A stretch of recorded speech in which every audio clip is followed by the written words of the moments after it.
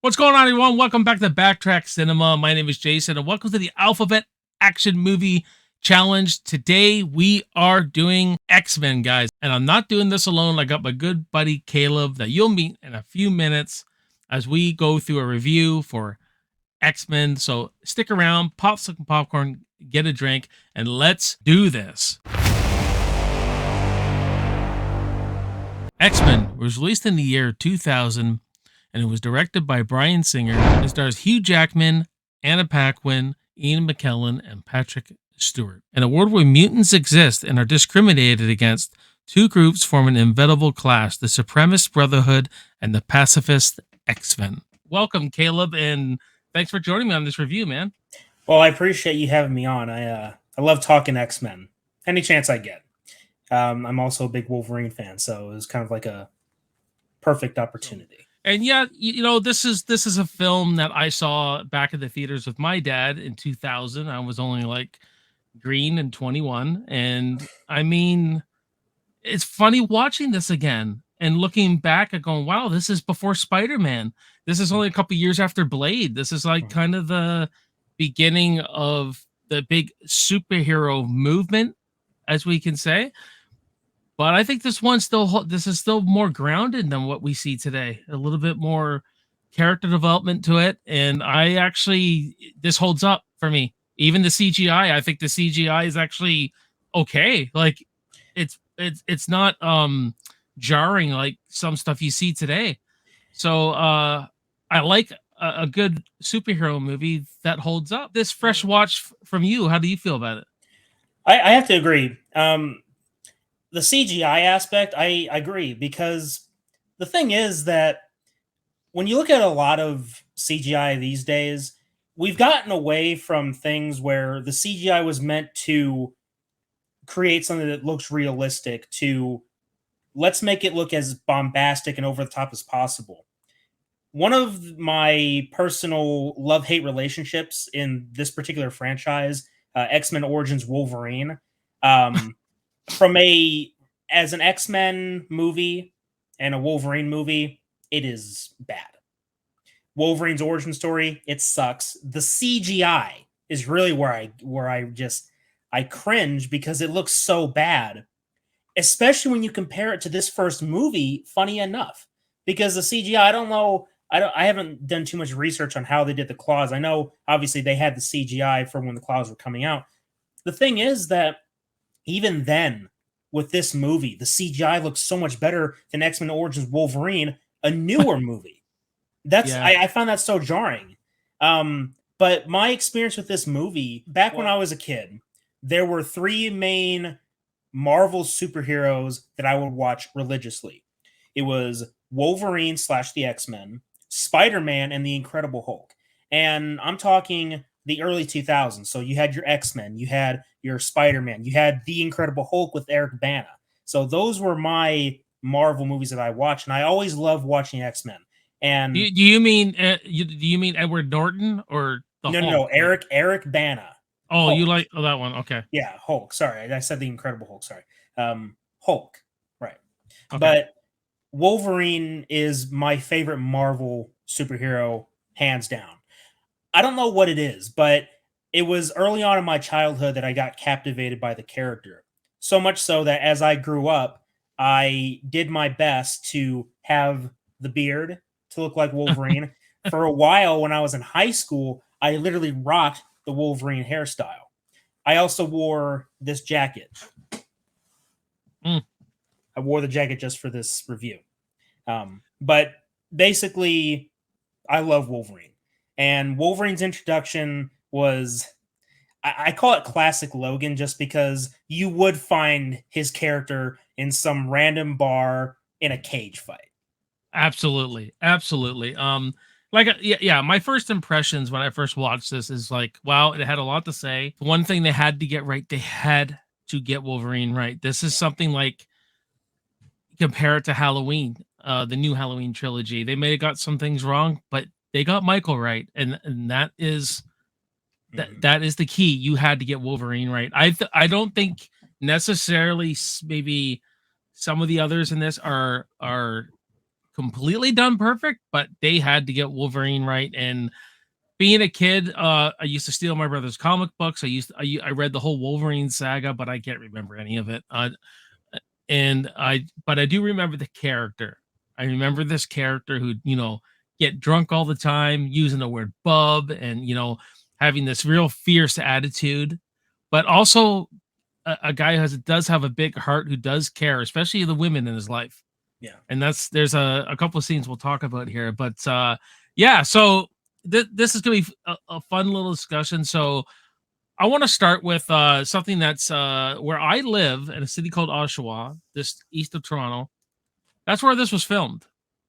Okay. The exterior of the mansion, the X mansion, Mhm. is actually called the Robert McLaughlin Museum. Literally 5-minute walk around my house. It's a big garden place where people get married and everything. And a lot of the shots you see in the up north in Canada, on the road where he's driving the truck, you see the snow falling on the pine trees. That's only about an hour from here, 45 minutes here. And in the winter, that's what it looks like here. Like Right. when Anna Paquin is in the back trying to warm up, that's how it feels here. So I appreciate how they went on location, and it feels freaking cold. The interior of the X mansion is Castle Loma, so that's a castle in Toronto. That's a tourist attraction. You can go. It has secret passages. They also filmed It there, the new It movie. So this was I remember at work they're saying, oh, you could go watch it being filmed at those exterior shots, but I couldn't get off work, so you could actually sit by the fence and actually watch it. And it's too bad, man. It's too bad, because this was an exciting time, because as a kid, we always talked about what if they ever make an X-Men movie. And when they finally did, it was just like, I really enjoyed it. This story about, I think this is all laced through the comics too. You can maybe correct me about this, but this story about being an outcast, these mutants being discrimination, all this kind of stuff they were telling. Bryan Singer really tapped into the heart, I think, and that's what I like about the story. Especially it's kind of told through Rogue. Like Yeah. Rogue's kind of like that, because this is a girl who can't touch anybody, and she feels completely alone. And when she meets Wolverine, he's this other loner. So I really like that, and I really like the character development between Charles Xavier and Magneto, and Rogue and Wolverine. I like those two relationships, the way they bounce off each other. But the story here, I think, is really good here. I'd say that Wolverine and Rogue's relationship really does carry the story, especially when you get to the climax of the film, because in the beginning you have the first bit of like the flashback where you see Magneto as a child. You don't really know it's Magneto yet, but I find, first of all, I find World War II things to be fascinating, that historical era. So seeing that little bit where you get to see a young Magneto use his powers, and that's your introduction into the mutant world in this film.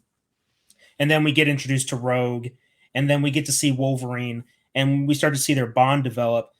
Their relationship carries the film, because ultimately the movie is about Rogue and using her powers to fulfill Magneto's plan. So their dynamic, which funny enough, that's sort of, I don't know if you would call it a father-daughter relationship, but it's a dynamic that we see later in Logan, the James Mangold film. That Yeah. sort of thing comes back, where you have two loners that come together to survive. So Yeah. getting that aspect correct, very paramount to the overall story. And of course, when you have legends like Patrick Stewart and Ian McKellen, on there, I mean, it's just their voices, their appearance, fantastic, Yeah, fantastic. I was just gonna say, I expected Patrick Stewart to do what he did in this. We all thought, yeah, he's definitely the guy. Yeah, Ian McKellen, I think, is fantastic in this. I mean, yeah, the way he talks, the dialogue they give him, whoever's writing this, like there's that opening scene where he tries to get into, and he goes, "You're searching around in here." The way he could have said, "You're trying to get in." That yeah, would, but he goes, "You're searching." It was fantastic. yeah. That's actually the piece of dialogue I like the most, is where he's trying to, to stay out of my way, old friend. And a villain who's got dimension and layers, I like that. And a lot of superhero movies will give the villains this reason, and I like he's got a legitimate reason Yeah. for the way he is. And I don't he's not completely a tyrant and wants to like destroy. He's there's It's more involved than that. It's more layered than that. There's And more that's what that nuance to the character, I'd say. yeah, yeah, and you'll see that in the second movie where they actually join forces, right? Yeah. But yeah, the acting of Ian McKellen, really good. I think they're all really good in it. And obviously, Hugh Jackman, not even being a comic book fan, didn't even know how big this character even was. Yeah. So he went to a convention or something like that, or From what I remembered, originally they weren't going to have him as Wolverine. It was actually it was Russell Crowe's recommendation. yes, they wanted Russell Crowe, Yeah. and then Russell Crowe said Hugh Jackman, Yeah. I think, and thank God, because this guy's become one of my favorite actors. I think he's just a brilliant actor, Yeah. and not just for Wolverine. He's done a lot of good work, but he really captured the heart of this character. Like from comic to screen, really, it really jumps out. And the way Bryan Singer directs this too, I think he did a really good job. Yeah. I mean, kids may watch this now, being submerged in all this comic book stuff on TV, movies, whatever. The action sequences in this, they're not big and bombastic like you're used to, but they're very meaningful. Like that train station sequence. Sabretooth just grabs Storm, he's screamed for me, and then Yeah. Cyclops' mask gets knocked off. It's very it may not seem as big, but it's effective and has impact. I find every action sequence in this has a lot of impact. And that's maybe because they were just starting out in this superhero world kind of thing, but it still holds up. It still holds up really well. All the action sequences do. I'd say And that that they had a good balance of action and drama in this film. One of my favorite scenes in the entire movie is at the train station where you have Magneto, Sabretooth, and Toad walking out, and the cops are basically have them, surrounded. And then you have Charles Xavier using his powers to grab at Magneto's throat and try and get Rogue away from him. And then yeah, all of a sudden, Magneto has one of the guns shoot at the cop, and Magneto's literally holding the bullet at the guy's the head. bullet. It was so nerve wracking, but it was really good because it showed how Charles Xavier, a mutant, still cares about humanity. I mean, because you have these two polar opposites, Yeah. these sort of these clashing ideals. They both want similar things in the sense of being able to be accepted as mutants by humanity. It's just their methods are vastly different. Where Magneto isn't afraid to kill somebody to get to his goal, Charles Xavier doesn't want to make that kind of sacrifice because he thinks there's a better way. That's really good storytelling. I Yeah. think that with a lot of superhero films these days, like I'm talking especially post Endgame, uh, the superhero genre has taken such a shameful downturn. We haven't been able to get a proper villain. I think that Thanos in Infinity War was one of the best. It's just a lot of the villains started to dip into that over the top cartoony nature that it was complete contrast to a lot of these older films. And I think it's because if you look at the history of comic book films before X-Men, some notable ones are the Christopher Reeve Superman or Michael Keaton's Mm. Batman. And those movies had their corny moments, but those two especially are able to hold up so well because while there were some aspects that were a little cheesy, they also knew when to take things seriously. Yeah, And well, X-Men does that really well. it does. That's what I noticed. I said it's grounded. Yeah. It's got some grit to it, actually. That opening scene with Magneto as a kid, that's really grimy Yeah. and gritty, and it should be for what it's telling. And just it's yeah, it's pretty fantastic storytelling. Like you said, the mix of action and drama is really good. They're setting things. There's a lot of setup, like finding out who Wolverine is. He wants to find out, how he got this way. There's some They maneuver around the story really well by introducing characters, keeping the action going or keeping the story going, and Right. he just maneuvers around it really well, Yeah. really well. leaves Um, breadcrumbs too for things to come. One of the things that I've noticed about superhero films these days is that they're always it always seems like a trailer for the next movie. Like the movies themselves sometimes don't tell a story in their own movie. It's just a trailer for the next one. But for X-Men, they were wanting to tell a story that had a decent conclusion.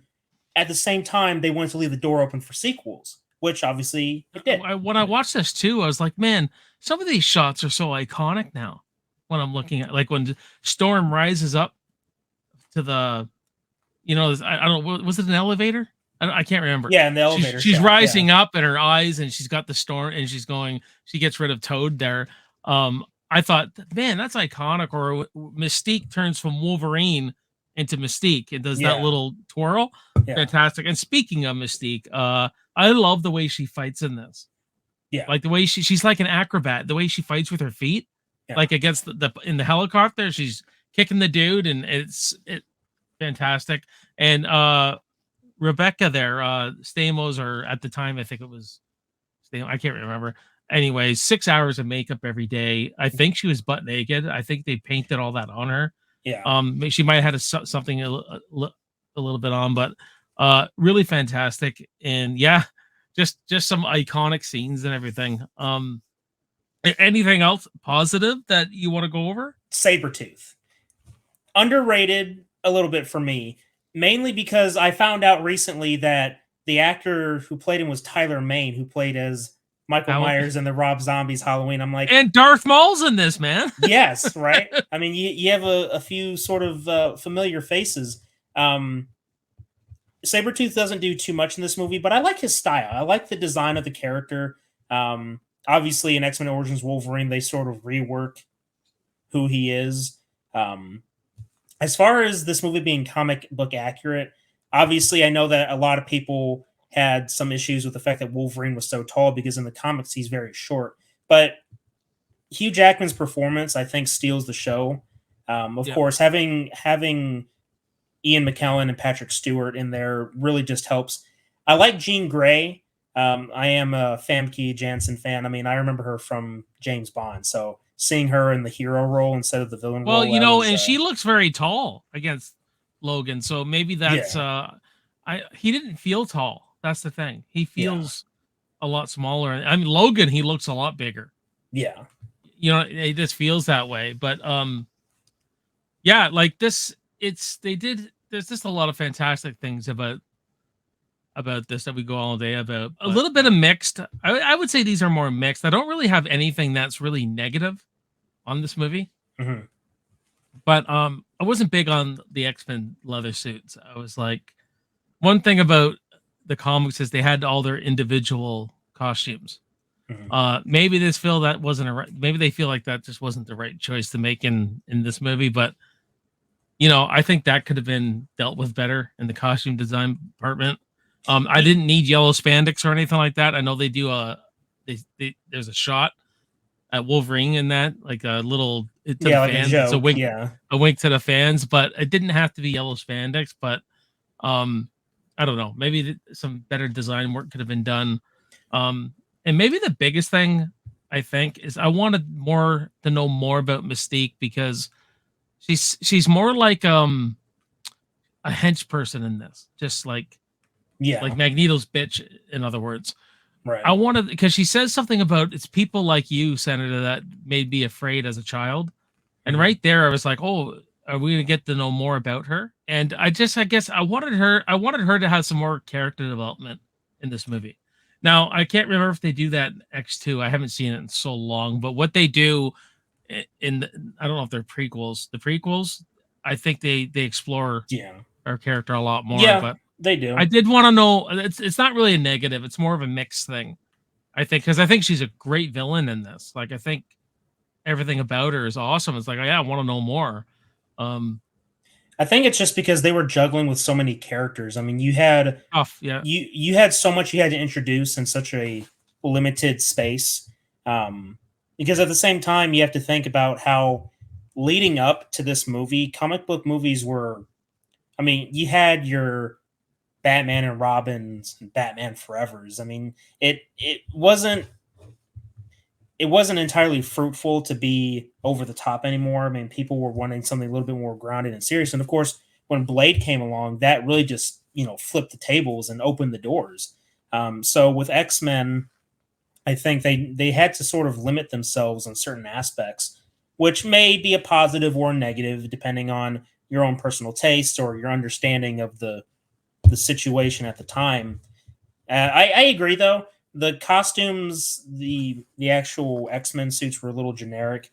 At the same time, I can understand why they went to go something a little bit more subtle. Some things I would have done differently. There were some moments. One moment was, and it is partly iconic, but it's somewhat iconic for the wrong reasons. Is when Storm electrocutes Toad, and she has that quote, "You want to know what happens when a Toad gets struck Yeah. by lightning? The same thing that happens to everything else." It's kind of like, well, that was kind of what? It kind of like a random. It was almost like a cheesy one-liner, but it didn't Yeah. work well like the 1980s cheesy one-liners because I don't know. It just didn't feel right, you know. And of Yeah. course, yeah, go ahead. No, go ahead. Of course, Storm herself, she's all right. My only thing is that as the series progresses, one, she loses her accent. Like in X Men 2, she loses her accent. And it was kind of weird. Like Storm in the comics, she came from Africa and she had a certain Ah, accent about herself and a certain outfit. I wish that there would have been more about Storm, like showing her heritage, just because it would help set her apart from everyone else. I think that the biggest issue that this film has is that while it did focus a lot on, say, Wolverine and Rogue, we didn't get too much on the other X-Men. Like, there's not much backstory about them. Of course, as the movies progress, you get more of that. And again, it's sort of like a mixed thing where it's like, okay, maybe they could have introduced a little bit of uh, character backstory for these characters, mhm. like sort of development. At the same time, they didn't want to over bloat the movie itself because the main focus is on Rogue and Wolverine as well as Professor X and Yeah. Magneto. So They really, yeah, it's really like I call it the one thing I compare a lot of this to is when I talk Empire Strikes Back, I think it's a perfect movie as far as having all these characters in it and they're all the same amount of screen time and important, like all of them. They all get mhm. their moments. They And almost do it perfectly here too. It's hard. It's not easy to do yeah, as the director to juggle that. And they do a really good job of that. One thing I did forget though is I absolutely love, this is so Wolverine, that moment where he puts the guy against the the pole and the one claw just comes out to his throat.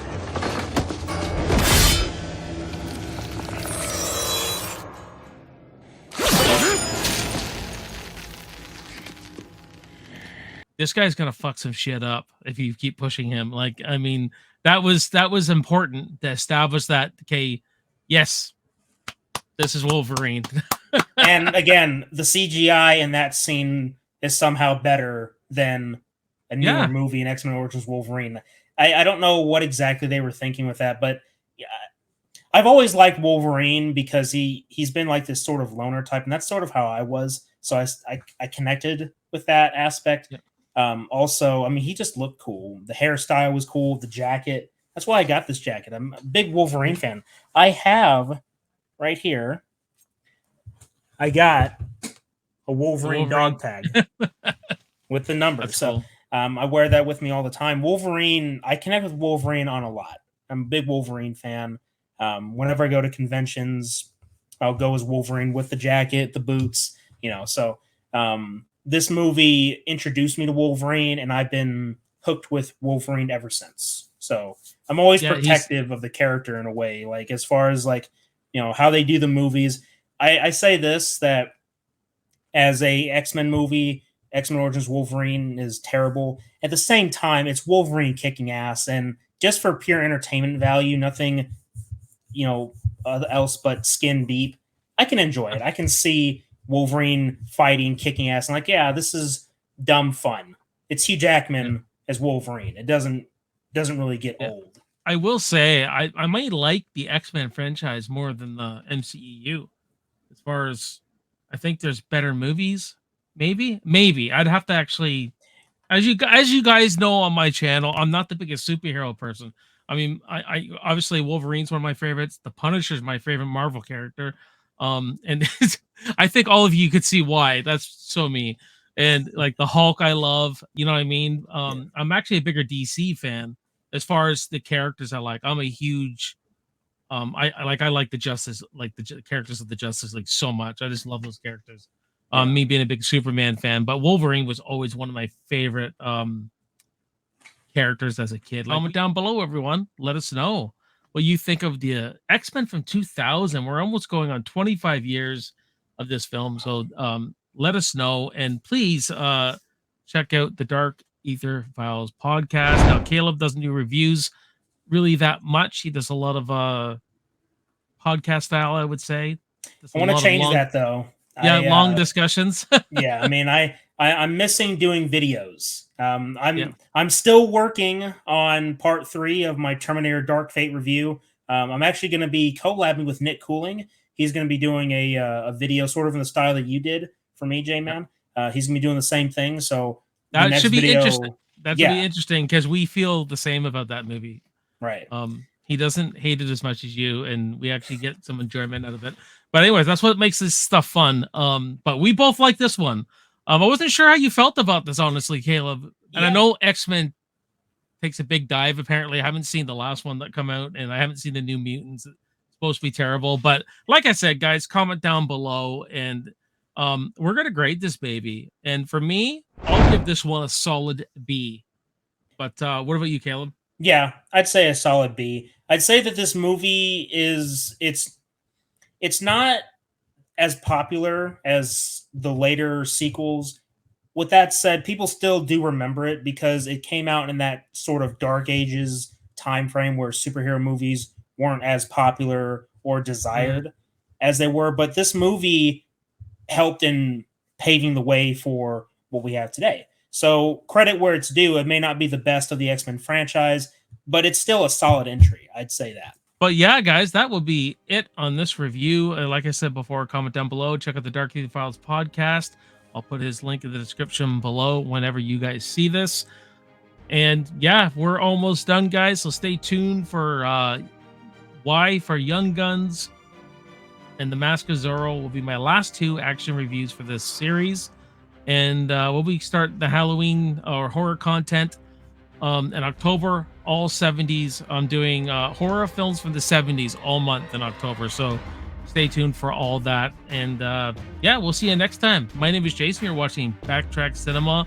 I will see you next time, and I will see you in the movies. Cheers.